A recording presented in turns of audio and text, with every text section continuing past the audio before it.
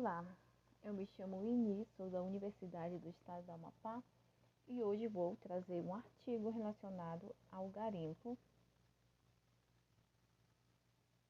E o meu slide não está aparecendo aqui, é por causa do aplicativo. Não está aparecendo integralmente, né? Mas vou tentar apresentar assim mesmo.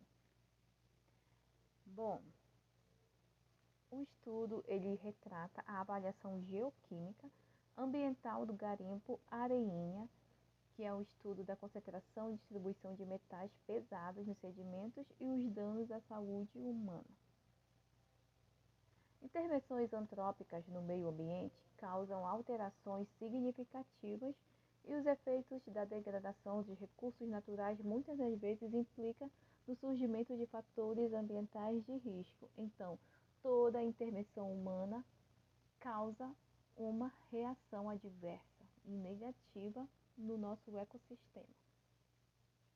Os metais pesados são manipulados pelo homem há milhares de anos e há muito tempo conhecem seus impactos negativos à saúde humana, desde a era dos metais, em que o homem descobriu manipular ferramentas, criar ferramentas, né, como faca, machado. Isso foi se aprimorando até hoje em celulares, em fogões, em geladeira, tudo se utiliza os metais.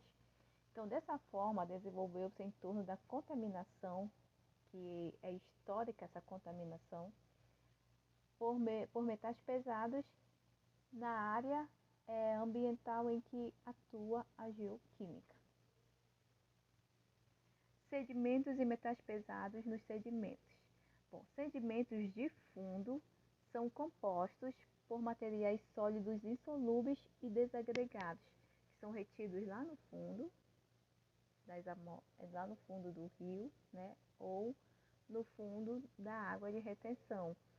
E eles são lá retidos através da lixiviação, a chuva cai por cima das montanhas e rochas e os metais são levados lá para o fundo do rio ou nas encostas. A análise dos sedimentos é dada como fator fundamental para a preservação e monitoramento da qualidade, para saber a quantidade e a toxicidade desses elementos na área, né?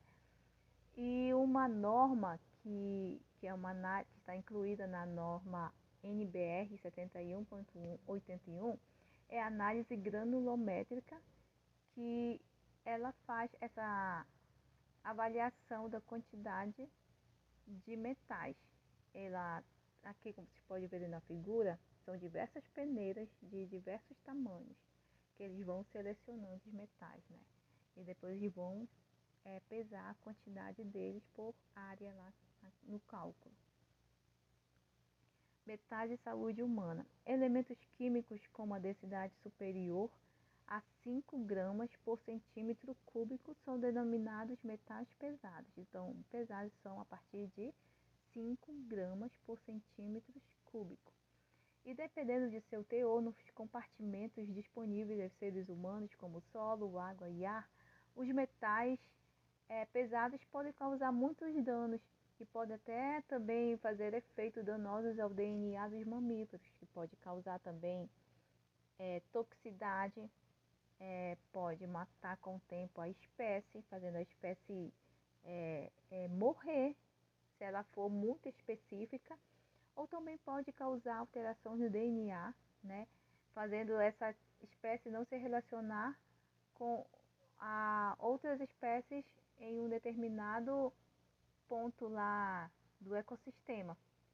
O DNA não pode ser compatível com o tempo, entenderam?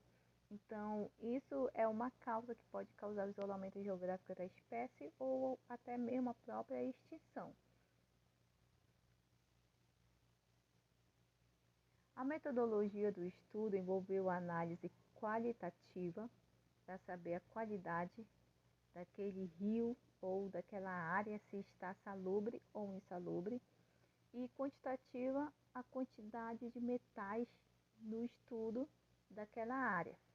Os procedimentos aplicados em metodologia para a identificação de metais pesados nos sedimentos, e também com algumas atividades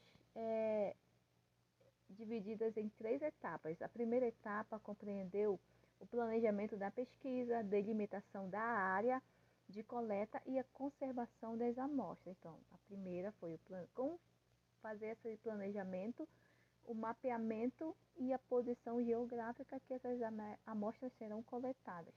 A segunda etapa envolveu a campanha de campo, né, para saber por onde entrar, quais as metodologias vão ser utilizadas para a coleta e os procedimentos de coleta e a conservação dessas coletas para a terceira fase, que são a análise dessas amostras.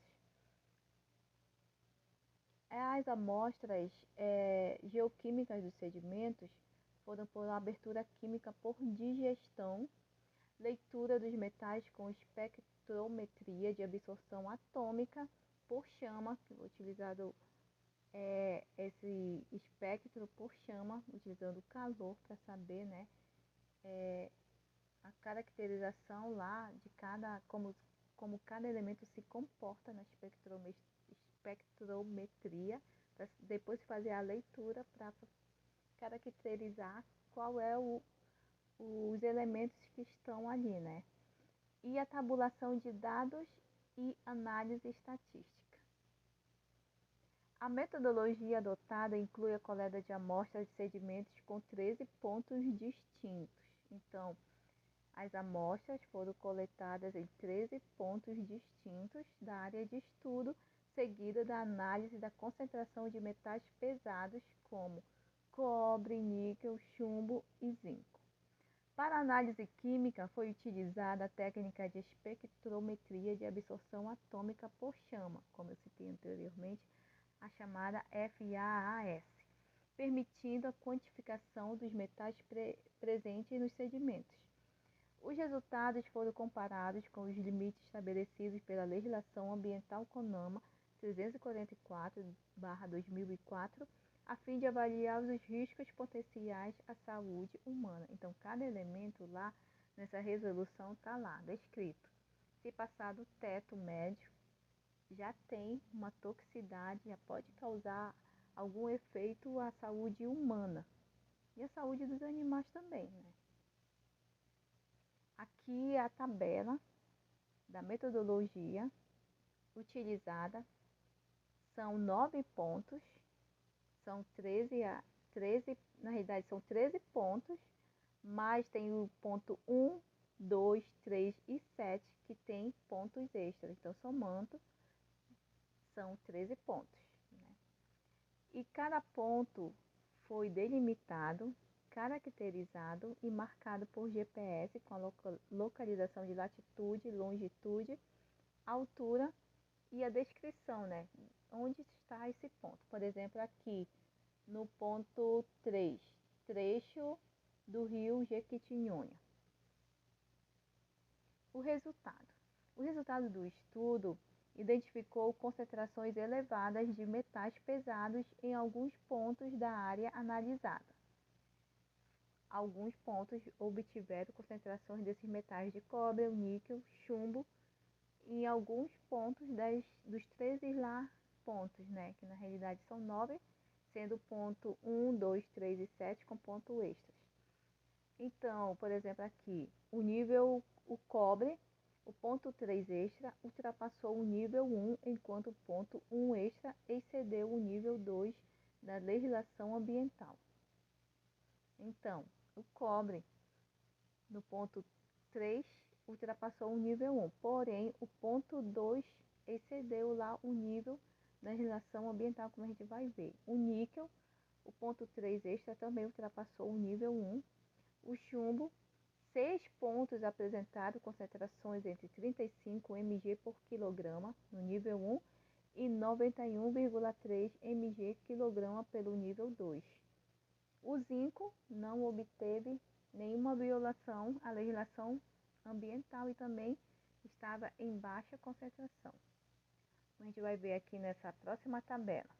Por exemplo, aqui são a quantidade por elemento cobre, níquel, chumbo e zinco. Todos os 13 pontos, né? E aqui mais embaixo na tabela, está a resolução CONAMA, nível 1, mg por quilograma, do cobre, do zinco, do chumbo. E aqui a resolução nível 2, também do CONAMA. A média dessas amostras está bem aqui abaixo da resolução. E o desvio padrão, para ver se essas amostras estão muito longe uma das outras do resultado. Se o erro está muito gritante ou não. Por exemplo, aqui, o zinco, a média dele das amostras foi 13,611. Porém, a resolução CONAMA diz que a média do rio lá, da área, está 120, tem que estar abaixo de 123 mil mg por quilograma. E no nível 2, 315 mil mg por quilograma. Então, portanto, o zinco está muito abaixo. Porém, a diferença dessas amostras dele também está alta. Tipo assim, elas não estão muito proporcionais lá no ambiente. Já o cobre, a média dele foi 39,565 e a resolução diz que o teto do nível 1 é 35,77 e no nível 2, 197. Porém, ele ultrapassou o nível 1 um pouco, não está muito gritante. Já o desvio padrão dele também foi muito alto, quer dizer que essas amostras estão desproporcionais.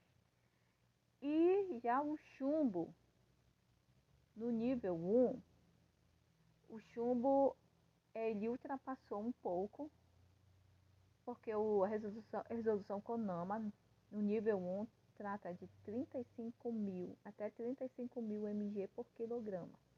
E o chumbo obteve a média de 49,764 mg por quilograma. Então, ele ultrapassou tanto o nível 1 da resolução de CONAMA quanto o nível 2. E o desvio padrão também dele foi alto.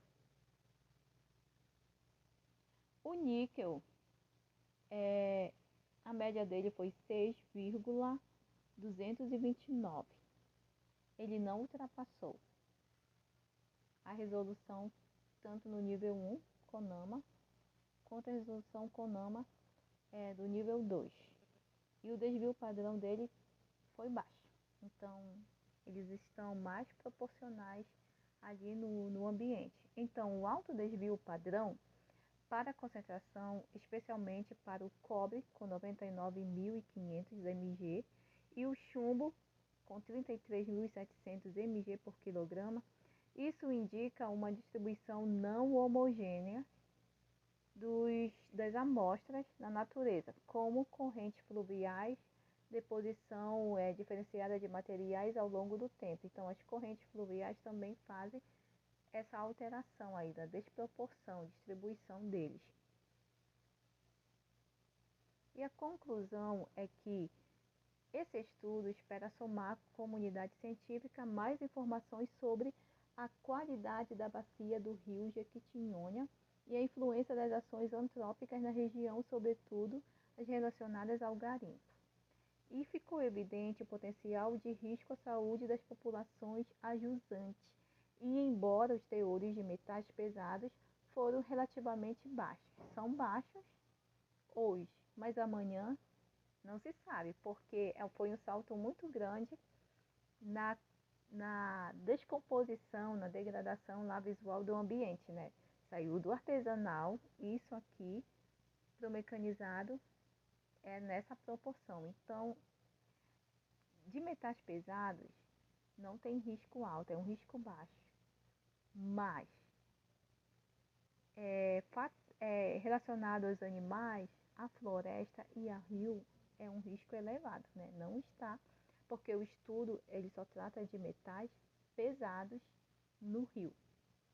Então, é um alerta para as autoridades em rever ou melhorar lá a fiscalização, ou tentar melhorar, já que a fiscalização sempre vai haver garimpo, né? Sempre vai haver garimpo, porque também organizações governamentais libertam os mineradores que fazem bem pior o buraco e não deixam nada, nenhuma renda lá, né? O garimpo, por mais que seja ilegal e que também afeta demais a natureza, por ser ilegal, por não ter técnicas, né, legalizadas ou pelo menos acompanhadas de perto por órgãos ambientais, porque o garimpo também é considerado uma cultura amazônica, né, um modo de vida econômico também do Brasil, da Amazônia, em qualquer lugar. Então é preciso rever a legislação, é preciso rever certas coisas, porque ele também é muito prejudicial à saúde, porque é feito ilegalmente, sem técnica e sem fiscalização.